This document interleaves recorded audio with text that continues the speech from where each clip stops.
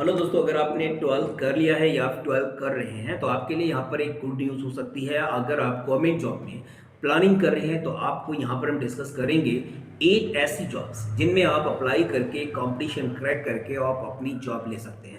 चलिए जानेंगे, one by one discuss करेंगे, सारी चीज़ें हम क्लियर करेंगे। वो कौन से कोर्सेज हैं, वो कौन सी जॉब्स हैं जिनको करके आप आसानी से गवर्नमेंट जॉब ले सकते हैं, वो भी 12th के बाद। लेकिन उससे पहले हम एक बात आपको यहाँ ज़रूर सजेस्ट करेंगे कि अगर आप गवर्नमेंट सेक्टर में जाना चाहते हैं तो अपना बेसिक जो आपका फाउंडेशन है, चाहे वो मैथ्स हो, इंग्लिश हो या फिर साइंस हो या जीएस हो, बिल्कुल स्ट्रॉन्ग करके रखिएगा। क्योंकि इन पर्टिकुलर जॉब्स में जब आप अप्लाई करेंगे तो आपको इन कंपटीशन से गुजरना पड़ेगा, जिसमें मैथ्स आता है, रीजनिंग आती है, साइंस आता है एंड इंग्लिश ऑल्सो, और जीएस भी आता है। कुछ ऐसी जॉब्स हैं जिसमें कंप्यूटर से भी क्वेश्चन पूछे जाते हैं। तो अगर आप इन सब चीज़ों के लिए अपने आप को रेडी कर लेते हैं या रेडी रखते हैं तो डेफिनेटली इन जॉब्स को इस आसानी से आप ले सकते हैं। तो जो पहली जॉब अगर हम बात करें वो है आपका इंडियन आर्मी।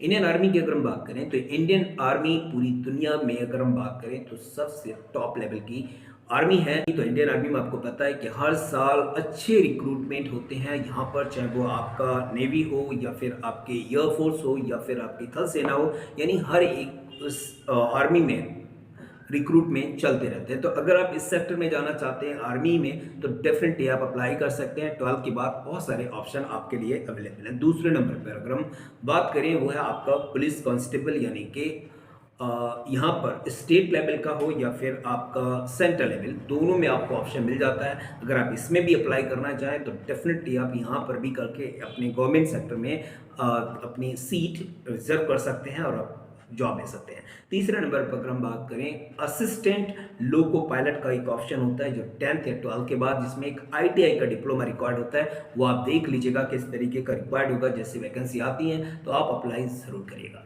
फोर्थ नंबर पे अगर हम बात करें तो वो है आपका स्टेनोग्राफर। स्टेनोग्राफर की एक पर्टिकुलर टाइपिंग होती है, वो अगर आप सीख लेते हैं तो उससे पहले आपको एक कंपटीशन क्रैक करना होता है जिसमें Hindi, English, math, science, general question आते हैं। तो वो आपको क्वालिफाई करना है, आपको एक बार फिर टाइपिंग देनी है, और टाइपिंग और दोनों में अगर आप क्वालिफाई हो जाते हैं तो आपकी जॉब लग जाती है, जिसको एसएससी स्टेनोग्राफर के थ्रू आप इस वैकेंसी को फुलफिल करते हैं।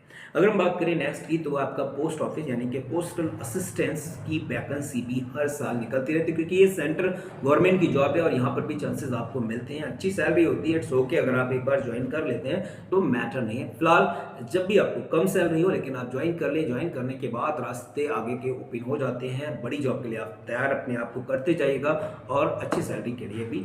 तो जॉब जो भी मिले आप स्टार्टिंग करें, कर लें। अगला अगर हम बात करें वो आपका लोअर डिवीजन क्लर्क के लिए भी, चाहे वो एसएससी के थ्रू भी वैकेंसी आपको निकलती है। कंबाइंड हायर सेकेंडरी लेवल की जो वैकेंसी होती है उसके लिए भी आप अप्लाई कर सकते हैं। क्लर्क की जॉब आपको मिलती है, अच्छी खासी सैलरी होती है, सेंट्रल गवर्नमेंट की जॉब है।